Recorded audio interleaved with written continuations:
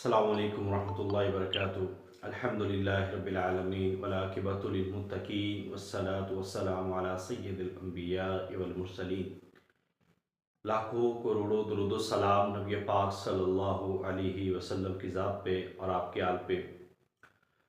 محترم اسکالرز، مثالی group on line academy کی طرف سے federal public service commission, Sindh KPK public service commission اور پنجاب پبلک سروس کمیشن کی لیکچرر اسلامیات کی تیاری کے لیے ایک ریگولر سیشن جو ہے وہ ہمارا جاری ہے، اور آج کی کلاس کا ٹاپک جو ہے وہ انتہائی امپورٹنٹ ہے۔ اگرچہ یہ CSS PMS لیول کا ایک ٹاپک ہے، مگر ہمارے جتنے بھی احباب ہیں جو لیکچرر اسلامیات کی تیاری کر رہے ہیں، اور خاص طور پر ابھی recently federal public service commission سے جو ٹیسٹ دیں گے فیمیل کا لیکچرر اسلامیات کا یا میل کا، تو ان کا ایک سلیبس ہے اور اس میں یہ ٹاپک شامل ہے۔ اس ٹاپک پہ پہلے کبھی بات نہیں ہوئی، نہ کسی نے کبھی لیکچر دیا، نہ اس کے حوالے سے کوئی بڑی تفصیل اس کے حوالے سے موجود ہے۔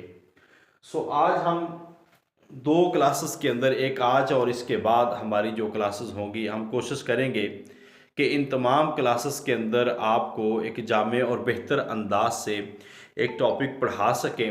تو آپ سب سے گزارش ہے کہ توجہ کے ساتھ سنیے گا، اور باقی یہ چیزیں تھیری کے ساتھ تعلق رکھنے والی ہے، اور اس کے ساتھ ساتھ ہم اس کو انشاءاللہ تعالیٰ کور کریں گے۔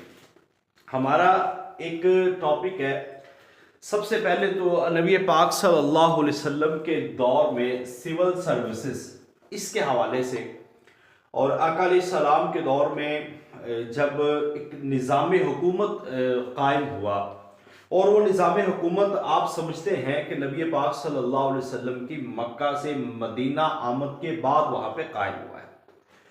اس سے بھی پہلے آپ عربوں کا جغرافیہ دیکھتے ہیں تو دو چیزیں ہمیں بڑی نمایاں نظر آتی ہیں، اور ان دو چیزوں میں ایک سب سے بڑی چیز یہ ہے کہ وہاں پہ جو نظام تھا وہ ایک قبائلی نظام تھا، ٹھیک ہے؟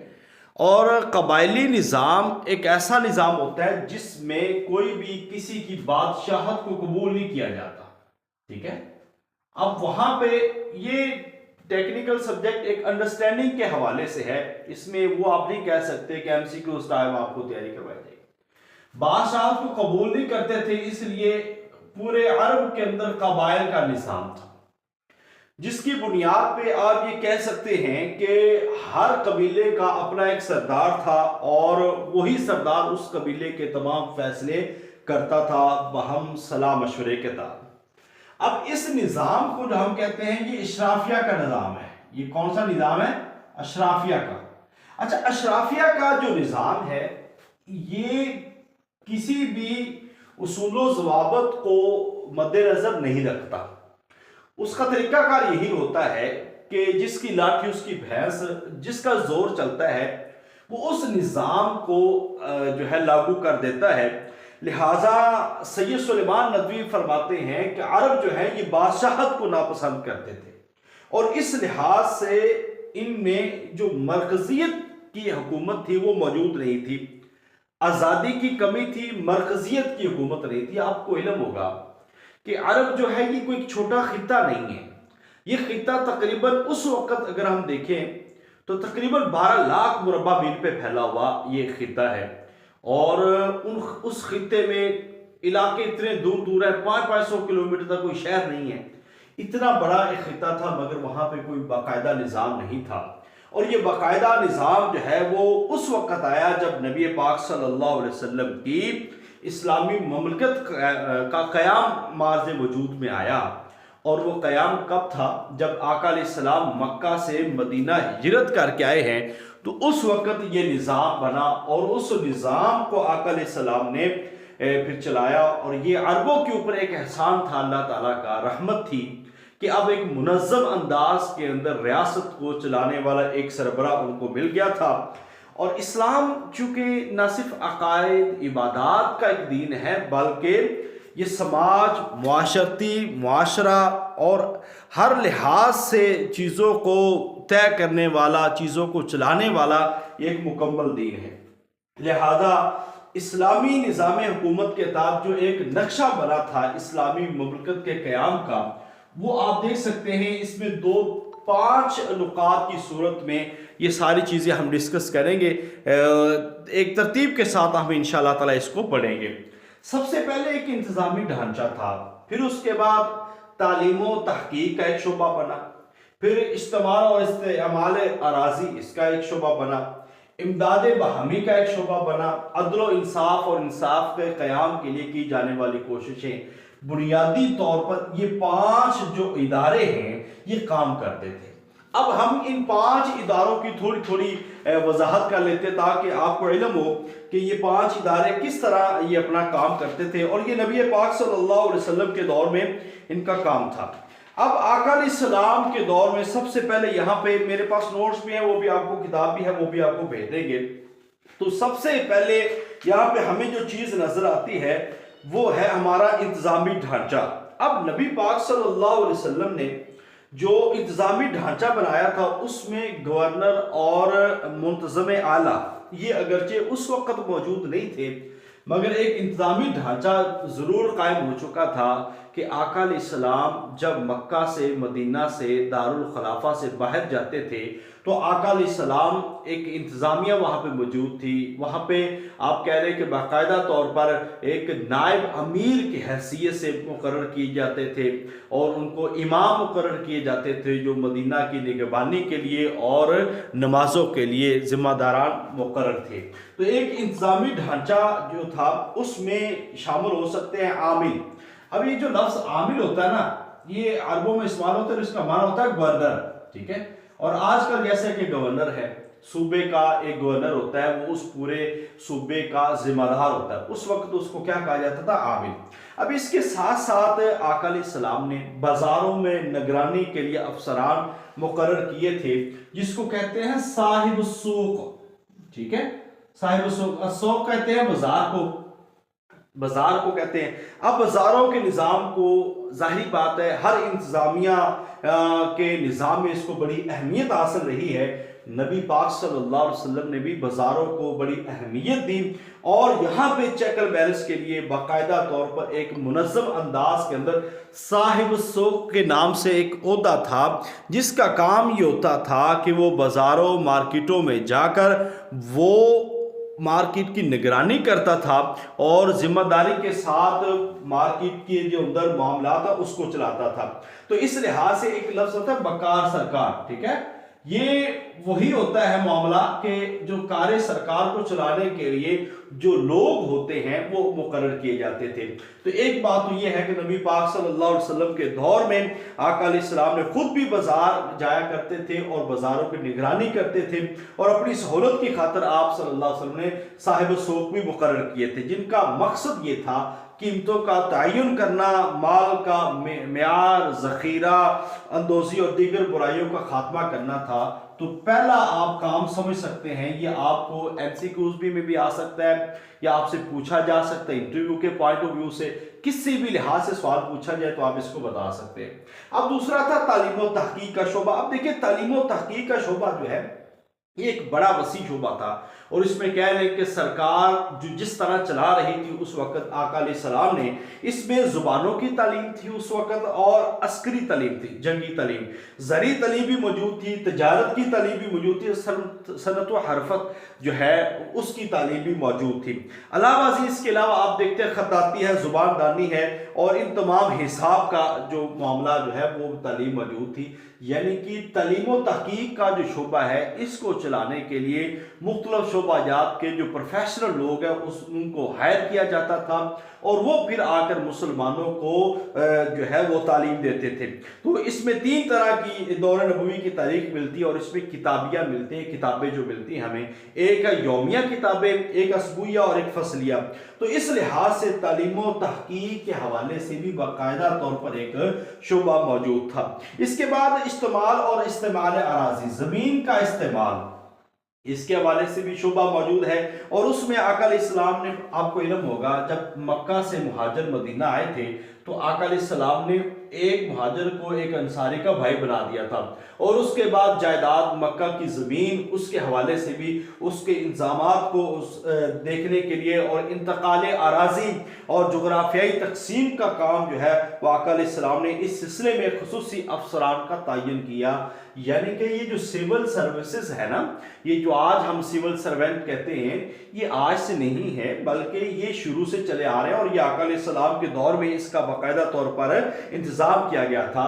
ایون کہ ان معاملوں کو کاتبین وحی، آپ سمجھتے ہیں کہ کاتبین جو وحی تھے وہ بھی اس سلسلے کو لے کر چلنے والے تھے، وہ بھی ان چیزوں کو پڑھاتے تھے، سکھاتے تھے، جس کے ساتھ جو ہے مدینہ کے اندر بڑی امپرومنٹ آئی معاملات کو بہتر کرنے میں۔ اس کے بعد ہے چوتھا شعبہ، وہ ہے امداد باہمی آپ کہہ سکتے ہیں، اور اپنی مدد آپ کے تحت۔ اس میں آقا علیہ السلام نے جو عمال ہیں ان کو تلقین کی تھی کہ سیلف ریسپیکٹ، اور جب کسی کو امداد دی جائے تو اس کا خیال رکھا جائے۔ اس ضمن میں آپ دیکھ سکتے ہیں تو آپ کو ایک شعبہ ملے گا نرسری کا، ٹھیک ہے، نرسنگ۔ اب دیکھیں نا، نرس، چارج نرس یا ڈاکٹری کا شعبہ ہے ہمارے ہاں، تو آقا علیہ السلام کے دور میں یہ شعبہ باقاعدہ طور پر تھا، اور آقا علیہ السلام کے دور میں امہات المومنین کے ساتھ ساتھ دیگر جو مسلمانوں کی عورتیں تھیں وہ یہ کام باقاعدہ طور پر جنگوں میں وہ سر انجام دیتی تھی۔ جب آقا علیہ السلام کسی جنگ کا اعلان کرواتے تھے تو آپ اعلان کرتے تھے، ساتھ صحابیات کو بھی لے کے جاتے تھے، جو علاج، معالجہ، مرہم پٹی کو جاننے والی ہوتی تھی، آقا علیہ السلام ان کو لے کے چلتے تھے۔ اسی طرح سکاؤٹنگ کا نظام بھی نبی پاک صلی اللہ علیہ وسلم کے دور میں ملتا ہے۔ آپ کو علم ہوگا کہ آقا علیہ السلام کو ملنے وفد آیا کرتے تھے، اور ان وفد کی، ان وفود کی دیکھ بھال کے لیے آقا علیہ السلام نے لوگوں کو مسجد نبوی کے اندر ٹھہرایا جاتا تھا، لوگوں کو ان کے کھانے پینے کے معاملات کو دیکھا جاتا تھا۔ تو یہ ایک سفارت کاری کا بھی شعبہ جو ہے وہ سول سروسز ہمیں وہاں پہ ملتی ہیں۔ اور اسی طرح امداد باہمی، مسجدوں کی تعمیر، اداروں، بے کسوں، باغات اور کھیتوں کا نظام، یہ ساری چیزیں آقا علیہ السلام کے دور میں یہ ایک چوتھا شعبہ تھا وہ موجود تھا۔ اور پانچواں جو شعبہ تھا وہ حضور صلی اللہ علیہ وسلم کا عدل و انصاف کا شعبہ تھا، اور ظاہری بات ہے انصاف کے لیے آقا علیہ السلام نے مختلف ادارے، لوگوں کو قاضی جو ہے وہ مقرر کیے تاکہ ان کو انصاف مل سکے۔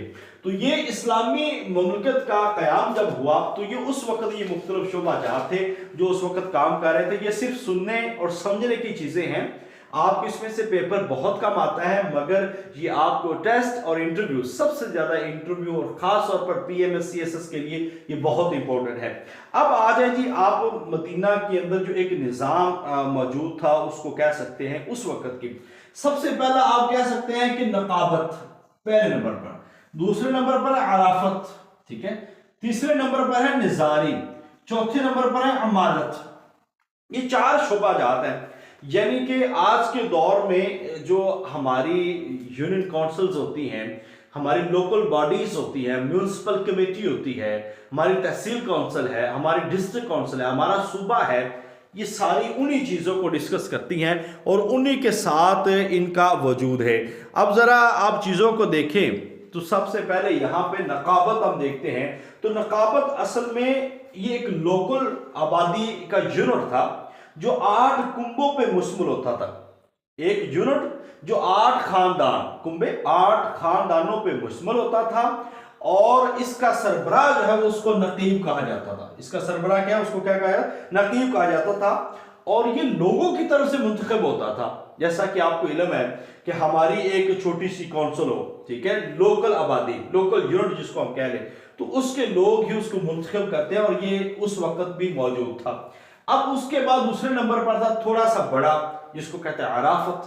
اب یہ جب 12 نقابتیں، یعنی کہ 12 نقابتوں پہ مشتمل ہوتا تھا، 8 کنبوں پر مشتمل ایک نقیب، اور جب 12 نقیب کی ساری فیملی، خاندان بنتے تھے، تو اس پہ مشتمل ایک جو یونٹ بنتا تھا اس کو کہا جاتا تھا عرافت۔ اس کو کیا کہا جاتا تھا؟ عرافت۔ اچھا، اس کو ہم کہہ سکتے ہیں کہ یہ تحصیل کونسل کی طرح ہے۔ اس کو ہم کیا کہہ سکتے ہیں؟ یہ تحصیل کونسل ہے، اور تحصیل کونسل کے سربراہ کو کہا جاتا تھا عریف، یہ اس کا سربراہ کیا ہوتا تھا؟ یہ بھی منتخب نمائندہ ہوتا تھا، عوام کی طرف سے منتخب ہوتا تھا، اس کو کہا جاتا ہے عریف، ٹھیک ہے، تحصیل کونسل۔ اب اس کے بعد جب عرافت بنی، یعنی کہ 12 نقابتوں پہ ایک عرافت ہوتی ہے اور 24 عرافتوں پہ ایک نظاری اس کو کہتے ہیں ہم ڈسٹرکٹ کونسل، اس کو کیا کہیں گے ہم آج کے حساب سے ڈسٹرکٹ کونسل جو بنتی ہے، وہ جب 14 اس کے اندر عرافتیں موجود ہوں تو ڈسٹرکٹ کونسل بنے گی، اور اس کا سربراہ جو ہوتا تھا وہ ناظر کہلاتا تھا۔ وہ کیا کہلاتا تھا؟ ناظر۔ اچھا، ناظر جو ہے اس کی تقرری قوم کی طرف سے یہ منتخب نمائندہ نہیں ہوتا تھا، بلکہ اس کا سربراہ ہوتا تھا، یہ سرکاری تقرری ہے، اور آج کل کے حساب سے آپ کہہ لیں کہ جو ایک کمشنر کا درجہ ہے وہ ہم اس کو کہہ سکتے ہیں کہ وہ تھا اس میں نظاری، ٹھیک ہے، ایک کمشنر کا درجہ رکھنے والے۔ اب اس کے بعد آپ آ جائیں عمالت میں 3 یا 4 نظارتوں پہ، اب ظاہری بات تو بڑی ہوتی جا رہی ہے، نظارتوں پہ مشتمل جو تشکیل ہوتی تھی، اس کو کہتے ہیں ایک صوبے کی تشکیل۔ کیا کہتے ہیں؟ ایک صوبے کی تشکیل۔ کہہ رہے کہ یہ ایک صوبہ ہے اور اس صوبے کا جو ہوتا تھا سربراہ، اس کو کہتے ہیں عامل۔ عامل جو ہے یہ ایک گورنر کی حیثیت رکھتا ہے اور اس کا تعلق مرکزی حکومت کے تحت ہوتا ہے۔ آپ کو پتا ہے مرکزی حکومت اپنے مختلف علاقوں میں عاملین، جیسا کہ حضرت عمر، حضرت عثمان، حضرت ابوبکر، ان کے دور میں عاملین مقرر تھے، اور حضرت عمر جب فیصلہ کرتے تھے تو پھر وہ عاملین کو بھیج دیتے تھے۔ اس وقت صوبہ گورنر تھا، آپ کو پتہ عراق تھا، خراسان تھا، شام تھا، یہ صوبے تھے اس وقت، تو ان کی طرف آقا حضرت عمر رضی اللہ تعالیٰ عنہ کے دور میں عاملین بھیجے جاتے تھے۔ تو یہ جو سول سروسز ہے نا، یہ نہ صرف آقا علیہ السلام کے دور میں بلکہ اس کے بعد بھی باقاعدہ طور پر یہ نظام جو ہے وہ چلتا رہا ہے۔ اب یہاں پہ آپ کو کچھ چیزیں سمجھ آگے ہوگی، ہم آگے مزید اس نظم و نسق میں کچھ چیزوں کو دیکھیں گے۔ یہاں پہ دور نبوت کے آپ کچھ دیکھ سکتے ہیں کہ آپ کو علم ہونا چاہیے کہ کچھ خلفاء ہیں، خلفاء یا نائبین، ان کا تصور بھی ہمیں ملتا ہے ایک۔ دوسرے نمبر پر آپ دیکھ سکتے ہیں مشیران نبی پاک صلی اللہ علیہ وسلم کے مشیر تھے۔ تیسرے نمبر پر ہمیں جو ملتا ہے وہ کاتبان وحی۔ اب یہ تینوں چیزوں کو دیکھیں تو سب سے پہلے نبی پاک صلی اللہ علیہ وسلم جب شہر سے، آپ کو علم ہے، جب آقا علیہ السلام شہر سے باہر نکلتے تھے کسی جنگ کے لیے یا حج عمرے کے لیے آقا علیہ السلام نکلتے تھے، تو سب سے پہلے آقا علیہ السلام ایک مقرر کرتے تھے امام، ٹھیک ہے، امام کی تقرر کی جاتی تھی۔ اگر آپ امام کا نائب بھی ہوتا تھا اور اس کو خلیفہ بھی کہا جاتا تھا، اس امام کو نہ صرف بلکہ امامت کا حق تھا بلکہ اس کو خلیفہ کا درجہ دیا جاتا تھا، خلیفہ کا، ٹھیک ہے، اور ان کا کام تھا اس وقت انتظامی سماجی معاشی جو معاملات ہیں اس کو سنبھالنا۔ تو یہ آقا علیہ السلام کے دور کے اندر ہی یہ سول سروسز جو ہے وہ چلتی تھی، جس میں خلفاء یا نائبین، امام اور خلیفہ کی وہاں پہ ایک تقرر ہوتا تھا۔ اس کے بعد اگرچہ آقا علیہ السلام کے دور میں باقاعدہ طور پر تو مجلس شورا کا نظام نہیں تھا، لیکن نبی پاک صلی اللہ علیہ وسلم نے ہر اجتماعی مسئلہ میں، خواہ وہ سماجی، معاشرتی، معاشی کوئی بھی لحاظ سے ہو، تو آقا علیہ السلام مسلمانوں سے رائے ضرور طلب کرتے تھے۔ اور اس کی ایک بڑی مثال ہے آقا علیہ السلام کا غزوہ احد والا، ٹھیک ہے، کہ غزوہ احد والا بھی اور غزوہ خندق والا، ٹھیک ہے، کیونکہ یہ بھی مشورے سے کھودی گئی تھی، اور اس میں آپ شہر سے باہر رہ کر لڑیں گے یا شہر کے اندر رہ کر لڑیں گے، یہ والے دو مثالیں اس میں بڑی ہیں۔ تو اس حوالے سے آپ صلی اللہ علیہ وسلم حضرت ابوبکر، حضرت عمر، حضرت عثمان، حضرت علی، حضرت زید بن حارث اور حضرت طلحہ زبیر جیسے جلیل القدر صحابہ کرام سے آقا علیہ السلام مشورہ کرتے تھے۔ تو یہ بھی ایک اسی سول سروسز کے اندر کہہ لیں کہ آپ کابینہ کے اندر لوگ اس وقت یہ شامل تھے۔ اس کے بعد تیسری جو ہے وہ کاتبان وحی۔ دیکھیں کاتبین جو ہے وہ 3 طرح سے ہوتے ہیں۔ ایک وہ کاتب ہوتے ہیں جو ایک حکومت کے خطوط یا دوسری حکومت کے درمیان جو خط و کتابت ہوتی ہے، حکومتی امور، معاملات، سفارتی تعلقات جو ہوتے ہیں، ایک وہ ہے۔ ایک قرآن پاک کی جمع و تدوین اور اس کی تقسیم کے لیے جو نامزد کاتب تھے وہ تھے۔ तीसरे वो थे जिनके जिम्मे अराजी और यहाँ पे माल देकर इक्तिसादी उमूर और वाहदे और हिसाब रखना, ये उनकी जिम्मेदारियाँ थी। इसमें हज़रत अली, हज़रत उस्मान, हज़रत शर्जील, हज़रत मुआविया बिन अबी सुफियान रज़ी अल्लाह तआला अन्हुम, ये तमाम सहाबा कराम इसमें बड़े नुमाया हैं। तो ये भी आका अलैहिस्सलाम के दौर में ये मिलती है। अब चौथी जो किस्म है वो है सेक्रेटरी की। आप आजकल के भी दौर में आपको पता है पर्सनल सेक्रेटरी, या जिसको हम कहते हैं मुआवने खुसूसी, मुआवने खुसूसी, ये भी आजकल ओहदा मौजूद है। ये नबी पाक सल्लल्लाहु अलैहि वसल्लम के दौर में भी ओहदा मौजूद था। और इस सिलसिले में पर्सनल सेक्रेटरी जो है वो हजरत बिलाल रजी अल्लाह तआला अन्हु थे। हजरत बिलाल रजी अल्लाह तआला अन्हु थे नबी पाक सल्लल्लाहु अलैहि वसल्लम के पर्सनल सेक्रेटरी, और खुसूसी मामले तकरीबन हर किस्म की ड्यूटियां जो है वो इनके जिम्मा थी। और आजकल के हिसाब से आप नबी पाक सल्लल्लाहु अलैहि वसल्लम इनको इनका पर्सनल सेक्रेटरी कह सकते हैं इनको। इसके बाद पांचवी जो थे ओहदा था वो है दरबान। अब दरबान जो है नबी पाक सल्लल्लाहु अलैहि वसल्लम, चूंकि आका अलैहिस्सलाम के दरबार में कोई भी किसी भी वक्त आ सकता था, इसलिए कोई कैदोबंद नहीं थी। मगर आका अलैहिस्सलाम बाकायदा तौर पर इसको आप कह सकते हैं दरबान को पार्लियामेंट, ठीक है, क्योंकि ये आपको अल्फाज याद रहने चाहिए कि उस वक्त में इसका तसव्वुर कैसे था। तो आका अलैहिस्सलाम का भी एक दरबार था, पार्लियामेंट थी, जैसे कि कुफार की एक पार्लियामेंट थी जिसको हम दारुन नदवा कहते हैं, ऐसे ही इस्लाम की भी एक पार्लियामेंट थी जिसको दरबार उस वक्त कहा जाता था। तो उसमें आका अलैहिस्सलाम दरबार नबवी में जो है उस वक्त के अहम उमूर उनको डिस्कस करते थे, और उन सारे मामलात की निगरानी के लिए एक जिम्मेदार मुकर्रर था जिसको दरबार कहा जाता है, जिसको दरबार कहा जाता है। और उस दरबार यानी कि मकसद ये कि ये पार्लियामेंट थी, उस पार्लियामेंट की निगरानी के लिए, उनके उमूर मामलात को चलाने के लिए जो मुकर्रर था उसको क्या कहते हैं, दरबार।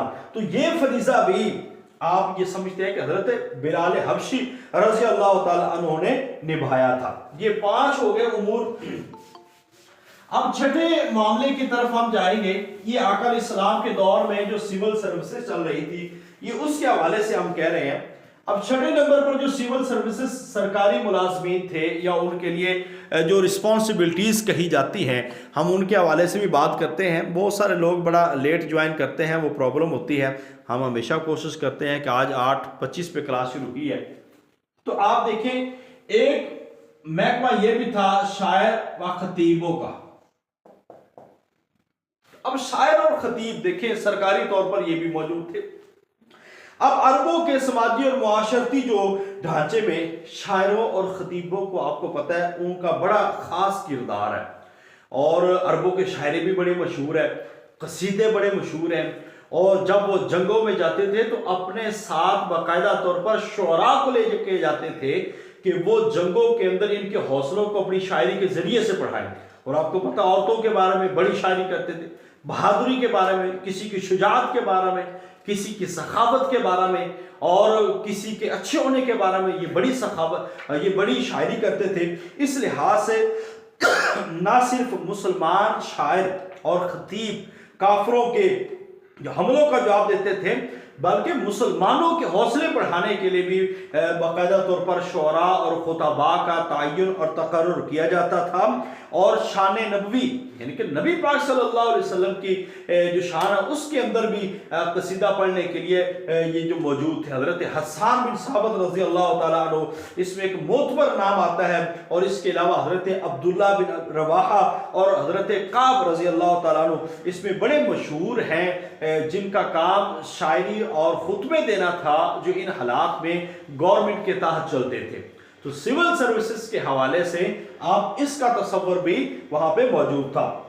अब खतीबों में एक मशहूर है साबित बिन कैस, उनका नाम बड़ा मशहूर है, और उन्होंने अपनी खताबत के जरिए से अरबी अदब और नस्ल के लिए बड़ी एक जान उसमें फूकी थी। इसके बाद एक 7वां महकमा जो आप कह सकते हैं वो है काजी का, यानी कि अदालत या बराए इंसाफ, ठीक है।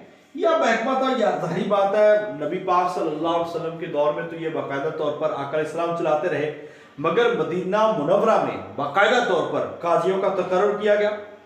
जो मुंतज़मीन नाज़मीन थे अपने इलाकों में उनको इख्तियारात दिए गए, گورنروں اور ناظروں کو اختیارات دیے گئے، ولایت المظالم یعنی کہ جو جن کے اوپر ظلم کیا جاتا ہے ان کے لیے ادارہ قائم کیا گیا تاکہ وہاں پہ ان کو انصاف فراہم کیا جا سکے۔ احتساب اور انصاف کا ایک مناسب انتظام تھا، اور احتساب پر خود نبی پاک صلی اللہ علیہ وسلم کی نظر تھی، تو یہ ہمیں آقا علیہ السلام کے دور میں ملتا ہے۔ اب 8ویں اعتماد پہ آپ دیکھ سکتے ہیں کہ وہاں پہ ایک معاملہ یہ بھی تھا جس کو ہم کہتے ہیں آج کل فارن افیئر، ٹھیک ہے، جو آج کل ہمارے ہاں کام کرتی ہے وزارت خارجہ کے نام سے، وزارت خارجہ، فارن افیئر، فارن پالیسیز۔ اب آقا علیہ السلام نے بھی یہ مقرر کیے، تو اس دور میں جو مقرر کیے جاتے تھے اس کو ہم کہتے ہیں سفیر، امبیسڈر، ٹھیک ہے، اور اردو میں دوسرے نمبر پر ہم اس کو کہتے ہیں رسول۔ اب دیکھیں آقا علیہ السلام کے دور میں ہی آپ کو علم ہے کہ 7 ہجری کے اندر مختلف بادشاہوں کو خطوط روانہ کیے گئے۔ اب وہ خطوط جس میں آپ جو نجاشی کی طرف ہے اور مختلف جو کیسر و کسریٰ کی طرف ہے، ہرقل کی طرف ہے، اور مختلف بادشاہوں کی طرف تقریباً 7 سے 8 بادشاہوں کی طرف خطوط لکھے گئے، تو اس وقت بھی سفارتکاری باقاعدہ طور پر ایک سرکاری محکمہ تھا، جو ایک ملک کا سفیر ہوتا تھا، اس کو پوری دنیا کے اندر جیسے آج کل اس کو استثناء حاصل ہوتا ہے، اس کو کافی چیزوں میں اس کو معاونت ملتی ہے اور استثناء ملتا ہے، ایسے ہی اس وقت میں بھی ملتا تھا۔ تو آقا علیہ السلام نے سفارتکاری ایک اہم شعبہ تھا، اور تقریباً 48 صحابہ کرام کے نام لیے جاتے ہیں اس میں، سفارتکاری میں 48 صحابہ کرام، یا اس میں تو جو خطوط لے کے گئے تھے وہ بڑے معروف تھے، اور یہ نہ صرف جنگی امور میں فریق مخالف کے پاس جاتے تھے، آپ کو علم ہے اس کا آغاز، سفارتکاری کا آغاز کب ہوا، یہ دیکھیں چیزیں سمجھنے میں آتی ہے ہمیں۔ تو آقا علیہ السلام جب صلح حدیبیہ ہوئی ہے تو اس وقت بھی آقا علیہ السلام نے اپنا سفیر بھیجا پہلے، اور اس کے بعد حضرت عثمان رضی اللہ تعالیٰ عنہ بطور سفیر گئے تھے، تو سفارتکاری کا آغاز بھی اس وقت ہوا۔ اب یہ سفارتکاری نہ صرف آقا علیہ السلام کی مکہ کے اندر تھی، بلکہ آپ کی بادشاہوں کے لیے بھی تھی، آپ کے لیے دیگر قبائل سے بات کرنے کے لیے بھی تھی، اور اس لحاظ سے اس منصب کو رسول کا نام دیا گیا، اور اس منصب کو منصب رسالت کا نام دیا گیا۔ اب رسالت کا معنی صرف نبی ہونا یا وہ والا رسالت نہیں ہے، بلکہ باقاعدہ طور پر ایک سفیر کا محکمہ، ایک سفارتکاری کا، جس کو ہم کہہ سکتے ہیں کہ آقا علیہ السلام کے دور کے اندر ہی وزارت خارجہ جو ہے یہ ایک عہدہ قائم کیا گیا تھا۔ اور اس کے بعد 9ویں نمبر پر آپ کہہ سکتے ہیں مقامی منتظمین، ٹھیک ہے۔ اب اس کو آپ اس طرح کہہ سکتے ہیں کہ مملکت، جو اسلامی مملکت ہے، اس کی سرحدیں بڑی وسیع ہونے کے لیے دور دراز علاقوں میں اور مرکز کو جوڑنے کے لیے مقامی سطح پر ایک یونٹ کو قائم کیا گیا، اور منتظمین جس کو ہم کہہ سکتے ہیں کہ ناظم، نائب ناظم، یہ جو عہدے کریٹ کیے گئے ہیں، تو اس کے ساتھ یہ تھا کہ یہ مقامی حکومتیں مرکزی حکومتوں کے ساتھ تعاون میں رہتی تھی، مقامی تنظیمیں آگے صوبے کی تنظیم کے ساتھ، اور وہ آگے مرکز کے ساتھ قائم دائم رہتی تھی۔ تو اس لحاظ سے ہمیں اس کا بھی تصور جو ہے وہ ملتا ہے۔ اب آپ چلے جائیں آخری، گورنر اور منتظم اعلیٰ۔ اب یہ جو 10واں نمبر پر ہوتا تھا نا گورنر، ٹھیک ہے، آپ کو پتا ہے، اور منتظم اعلیٰ، یہ 2 عہدے تھے۔ امارت جو عامل ہوتا تھا اس کو گورنر، یعنی کہ صوبے کا جو عامل تھا اس کو گورنر کہا جاتا تھا، اور اسی طرح جب جو شمالی اور جنوب دو صوبوں کو ملا دیا جائے تو ان کو کہہ دیا جاتا تھا یہ منتظم اعلیٰ ہے، ٹھیک ہے۔ اور اسی طرح شمالی عرب کے منتظم اعلیٰ جو حضرت شرجیل تھے، اور جنوبی عرب کے منتظم اعلیٰ حضرت معاذ بن جبل رضی اللہ تعالیٰ عنہ۔ اس لحاظ سے اگر سوال آ جائے کہ شمالی اور جنوبی منتظم اعلیٰ کون تھے، تو یہ آپ کو پتا ہونا چاہیے۔ یہ 10 طرح سے آقا علیہ السلام کے دور میں ہم نے دیکھی ہیں کہ مختلف جو ہے سول سروسز کے عہدے، محکمے وجود تھے، جو آج بھی موجود ہیں، اس کی شکلیں بدل ہوئی ہیں، ہے وہی، نام وہی، کام وہی، اور اس کا آغاز آقا علیہ السلام کے دور میں ہمیں ملتا ہے۔ تو اس لحاظ سے آپ اس نظام کو بڑے عمدہ انداز کے ساتھ دیکھ سکتے ہیں۔ اب یہ نظام جو ہے نبی پاک صلی اللہ علیہ وسلم کے دور میں شروع ہوا، اور اس کی مزید بہتری، مزید ایک جدت والی شکل جو ہے وہ صحابہ کرام کے دور میں جو ہے خلافت راشدہ آپ کہہ سکتے ہیں، خلافت راشدہ کے دور میں اس کے نظام کی آئی خاص طور پر حضرت عمر رضی اللہ تعالیٰ عنہ کے دور میں. اب نبی پاک صلی اللہ علیہ وسلم کے دور میں اس نظام کے اندر اتنی خوبیاں تھی، احساس تھے، اور آقا علیہ السلام کے جو چاہنے والے تھے اور صحابہ کرام نے دل و جان سے، جان فشانی سے انہوں نے اس نظام کو چلانے کے لیے بھرپور کوششیں کی. اور چونکہ اکثر کا تعلق قریش کے ساتھ تھا اور قریش ایک بڑا نامور قبیلہ تھا، اس لحاظ سے آقا علیہ السلام نے حضرت ام ابن مکتوم کا نام جو ہے اس کام میں بڑا سرفرست آتا ہے. پھر سیاسی اور معاشرتی بنیادوں پر عہدوں کا تقرر ہرگز نہیں ہوتا تھا. یہ ایک خاص بات تھی کہ کسی لحاظ سے یہ نہیں کہ اپنے لوگوں کو مقرر کیا جاتا تھا، بلکہ اہلیت اور قابلیت کی بنیاد پر یہ عہدے دیے جاتے تھے اور اسی طرح ان عہدوں کو چلایا جاتا تھا. تو اسلام کے اندر ظاہری بات ہے برتری کا نظام جو ہے اس کو مد نظر نہیں رکھا گیا، بلکہ قابلیت کے نظام کو مد نظر رکھا گیا ہے. اس کے بعد خلافت راشدہ میں آپ دیکھتے ہیں حضرت عمر رضی اللہ تعالیٰ عنہ کا جو دور ہے اس کے اندر کتنی ساری چیزیں وہ میرے خیال سے اسلامیات کے ٹاپک میں ڈسکس ہو جاتی ہیں کہ اس میں ہم دیکھتے ہیں کہ آقا علیہ السلام کے دور کے بعد حضرت عمر رضی اللہ تعالیٰ عنہ بیت المال کا قیام، مردم شماری، اس کے بعد آقا علیہ السلام حضرت عمر رضی اللہ تعالیٰ عنہ جو ہے پولیس جیل خانہ جات اور محکمہ پولیس ہے، محکمہ فوج ہے، بیت المال ہے، دیگر محکمے جو ہے وہ آپ نے تقرر کیا، اس کو چیک اینڈ بیلنس کے احتساب کا ایک نظام جو ہے، عدل کا نظام ہے، اس کو قائم کیا. تو یہ ساری رسپانسبلٹیز جو ہیں وہ ہمیں خلافت راشدہ سے آگے ملتی ہیں. تو یہ سول سروسز کا آغاز جو ہے وہ نبی پاک صلی اللہ علیہ وسلم کے دور سے لے کر آگے خلفائے راشدین اور آج تک جو ہے وہ چلتا آ رہا ہے. اور حج کے موقع پر بھی آپ دیکھیں عربوں کے اندر ایک پورا نظام تھا حج کے موقع پر، جو حجاج کی خدمت کرنے کے لیے مختلف عہدے کریٹ کیے ہوئے تھے جو اس نظام کو چلاتے تھے. اور باقاعدہ مجلس شورا جو ہوتی تھی حج کے عظیم الشان موقع کو وہ عاملین وہاں پہ مقرر کیے جاتے تھے، تحقیقاتی کمیٹی وہاں پہ موجود تھی جو احتساب کے حوالے سے بھی وہاں پہ کام کرتی تھی. اور اسی طرح آپ ایک دیکھتے ہیں کہ سزاؤں کا نفاذ ہے، نہروں کا نظام ہے، ڈاک کی ترسیل ہے، محکمہ ڈاک خانہ اور راستوں کا نظام ہے، پیغام رسانی ہے. یہ سول سروسز کے جتنے بھی کام ہیں وہ اس وقت دور میں ہوئے تھے. اب جی ہم دیکھ سکتے ہیں یہ سارا ایک پس منظر میں نے بیان کیا ہے آپ کو کہ سول سروسز کا پس منظر کیا ہے. اب سرکاری ملازمین اور ان کی ذمہ داریاں کیا ہیں. سرکاری ملازمین یہ چند ایک چیزیں ہیں، آپ سب کو آتی ہیں، ایسا نہیں ہے کہ آپ نے پڑھا نہیں ہے، جسٹ ریوائز کرنا تاکہ آپ کو پتا ہو. سرکاری ملازمین اور ان کی ذمہ داریاں، رسپانسبلٹیز آف سول سرونٹس. ٹھیک ہے، سرکاری ملازمین ظاہری بات ہے ریاست کے نمائندہ کی حیثیت سے کام کر رہے ہوتے ہیں. سرکاری ملازمین آپ بھی ہیں، میں بھی ہیں، آپ میں سے جو بھی ہیں. ٹھیک ہے، جب وہ ملازمت اختیار کرتے ہیں نا تو ان کے اور ریاست کے درمیان ایک ایگریمنٹ سائن ہوتا ہے جس کی بنیاد پہ ہم کہہ سکتے ہیں اس کو آفر آف ایگریمنٹ. ٹھیک ہے، وہ قبول کرتا ہے یا ریجیکٹ کرتا ہے. جوائننگ ہوتی ہے تو جوائننگ رپورٹ دیتے ہیں. اب جب جوائننگ ہوتی ہے نا تو اس میں وہ ساری رسپانسبلٹیز کا ایک چارٹ ہوتا ہے، اس کو دیا جاتا ہے کہ یہ ذمہ داریاں ہیں، اگر آپ اس کے لیے ایگری ہیں تو آپ اس کو قبول کر لیں. لہٰذا جب یہ ان کا حلف ہوتا ہے تو یہ اپنے ماتحت افسران کے ساتھ کام کرتے ہیں، یعنی کہ اس کے اوپر بھی ہوگا جو اس کو چیک اینڈ بیلنس کرے گا، اس کے اوپر اور ہوگا، جیسے آج کل ہمارے یہاں چلتا ہے. اس حلف میں بھی اس میں کچھ اقرار نامے ہوتے ہیں جن کے حوالے سے ذمہ داریوں کو پورا کرنا ضروری ہوتی ہے، اور کچھ ظاہر ہوتی ہیں، کچھ پوشیدہ ہوتی ہیں.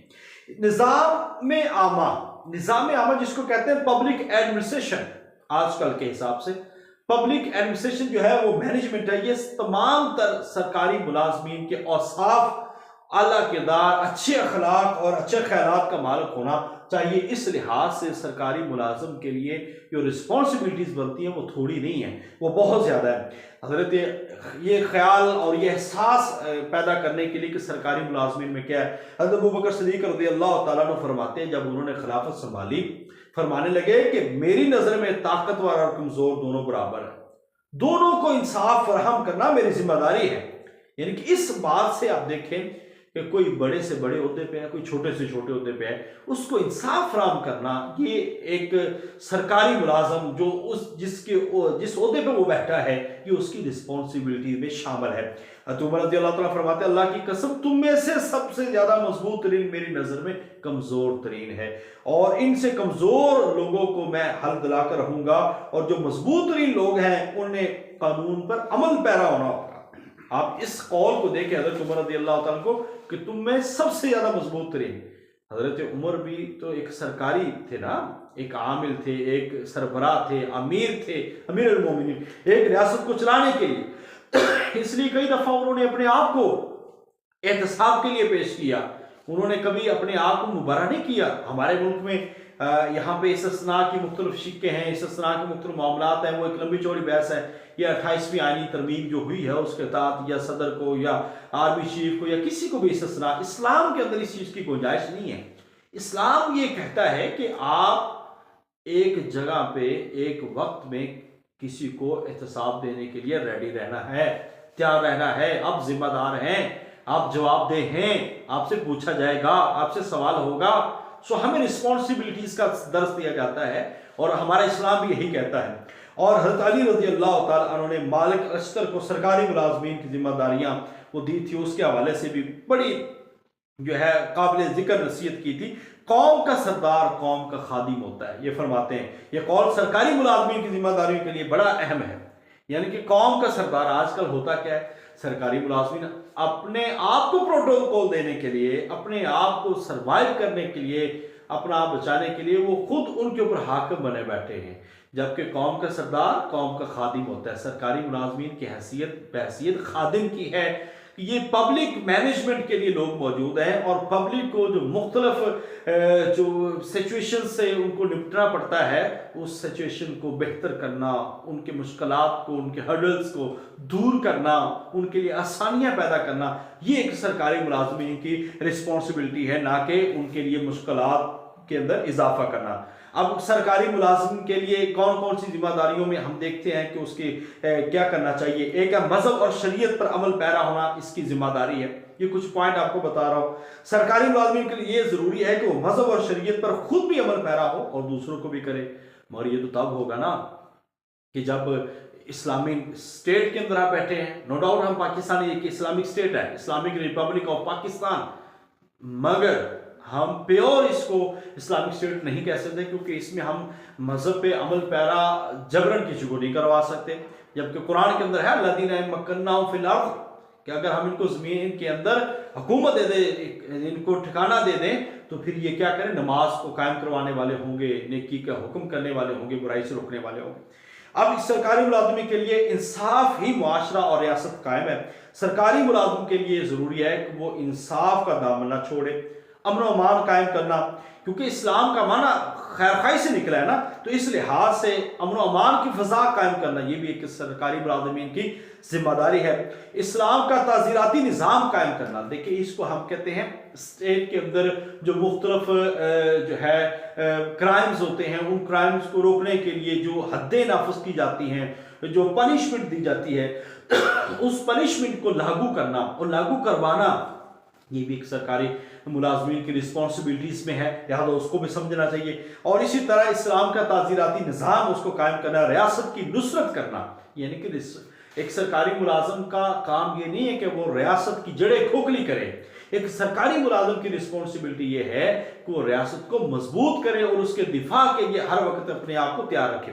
होता यह है कि हम अपनी रियासत का या जिस घर का खा रहे होते हैं, हम उसी घर के बारे में बुरा भला कह रहे होते हैं, और हमारे रवैये, हमारे तर्ज अमल में ये सारी चीज़ें आ चुकी हैं कि हम जिसका खाते हैं उसी के बाद उसी को ही हम काटने के लिए दौड़ते हैं। लिहाजा और इसलिए ये एक सरकारी मुलाजम के हवाले से उसकी रिस्पॉन्सिबिलिटी है कि वो जिस रियासत का वो खा रहा है, जिस रियासत के उसने औथ लिया है, उसकी जिम्मेदारियों को निभाना है और उसके साथ मुखलिस होना है। और ये भी शामिल है कि बुलंदी के लिए, रियासत के दिफा बुलंदी के लिए काम करना है। ज़कात और दीगर टैक्सेस का जो निज़ाम है उसको जमा करना है।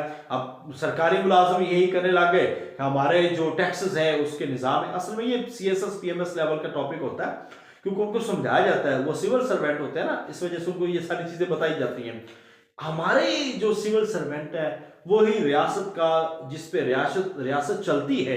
किसी स्टेट ने आगे अपने जो पब्लिक को कुछ सहूलियात देनी होती हैं, वो एक टैक्सेस का निज़ाम होता है। हमारी रियासत के अंदर जो सरकारी मुलाजिम है वो टैक्सेस की चोरी के अंदर सबसे ज़्यादा मुलव्वस होते हैं, लिहाजा टैक्स चोरी होता है। अब ये बेसिकली एक रिस्पॉन्सिबिलिटी थी, किसी भी सरकारी मुलाजमी नहीं है कि ये FBR की एक्साइज एंड टैक्सेशन डिपार्टमेंट की ड्यूटी है।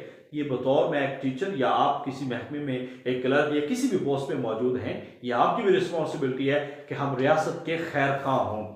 इसके अलावा सरकारी मुलाजमीन के लिए भी जरूर ज़कात इकट्ठी करें, और इसके महकमे में जो टैक्स, ये जाहिर बात है हर मुलाजम के लिए नहीं है। अब जब उसके लिए एक महकमा ज़कात उशर एक अलग बन चुका है, बैतुल माल अलग बन चुका है, सो ये उनकी रिस्पॉन्सिबिलिटी बनती है कि वो बाकायदा तौर पर प्रॉपर जितनी ज़कात इकट्ठी होती है वो बैतुल माल में वो जमा करवाए। और इसी तरह मजलूम को ताकतवर से बचाना, ये भी रिस्पॉन्सिबिलिटी है। मगर आजकल होता क्या है, ताकतवर लोगों को ज़्यादा बचाते हैं। और इसी तरह सरकारी मुलाजमीन के अंदर ये भी शामिल है कि मजलूम की फरियाद को सुना जाए, जो उसकी हक तलफी की गई है उसको खात्मा किया जाए।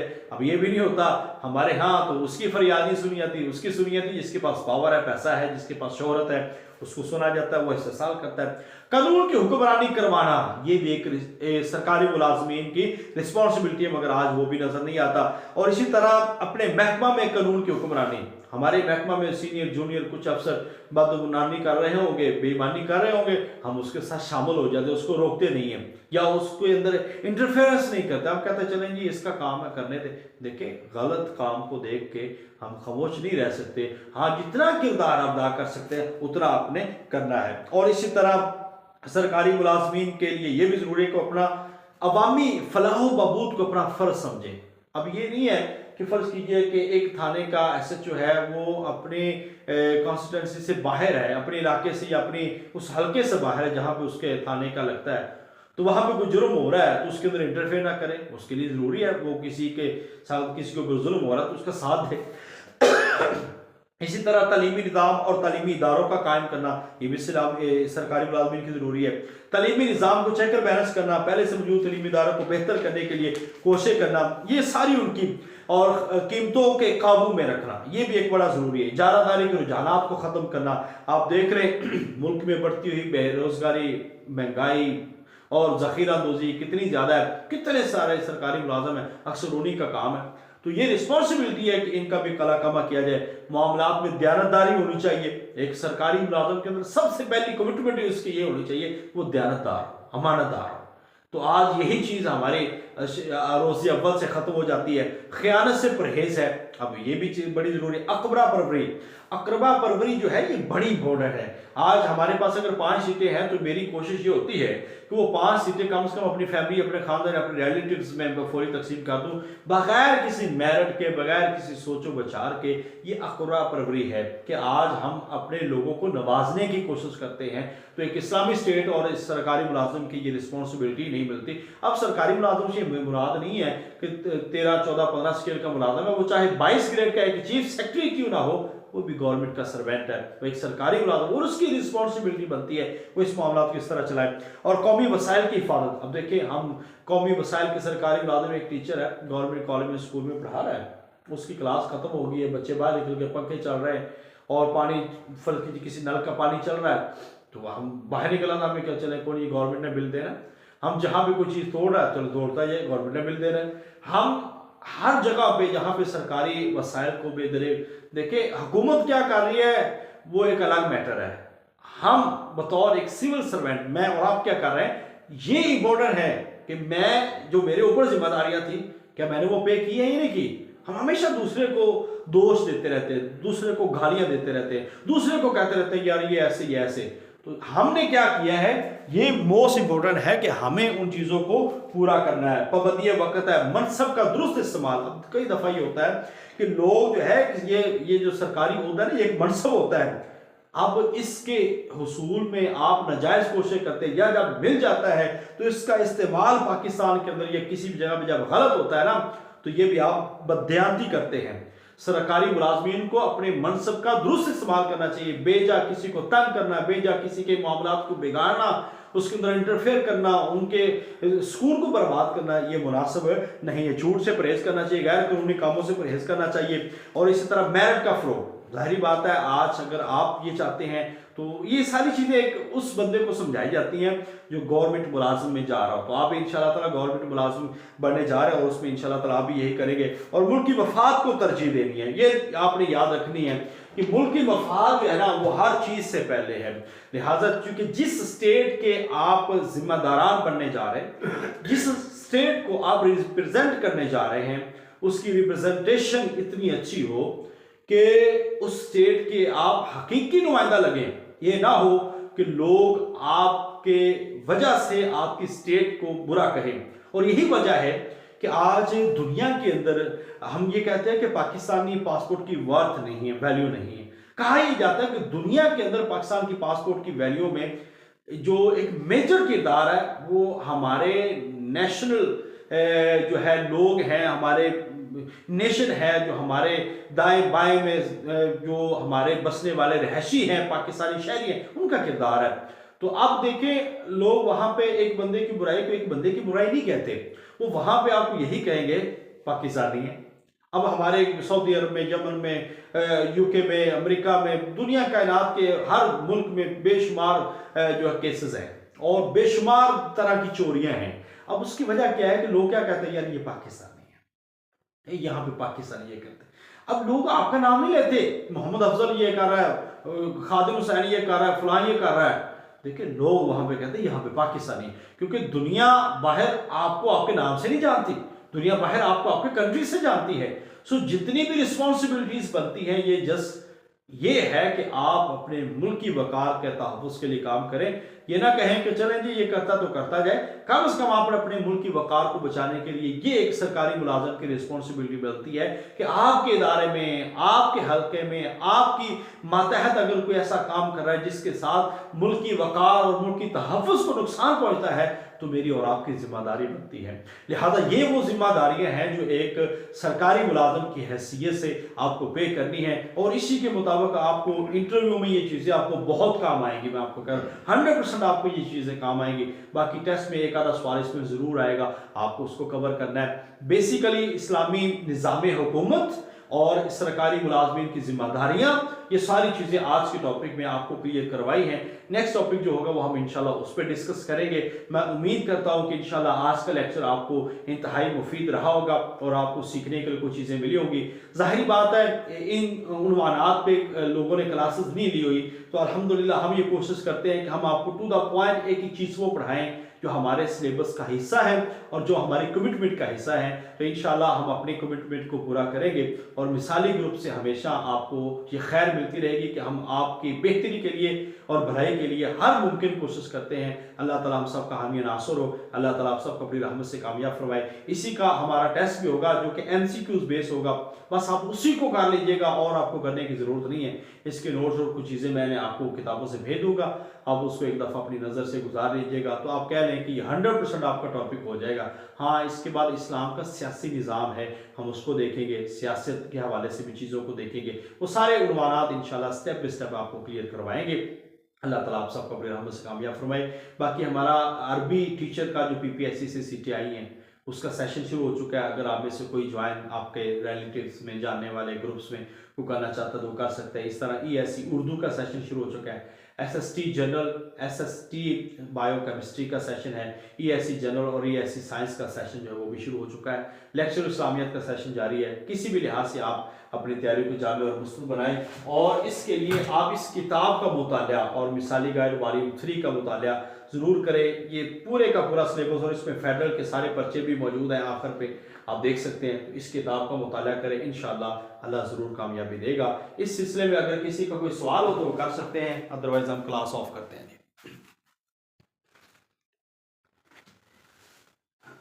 جی اگر کسی کا کوئی سوال ہے تو وہ کر لیجئے۔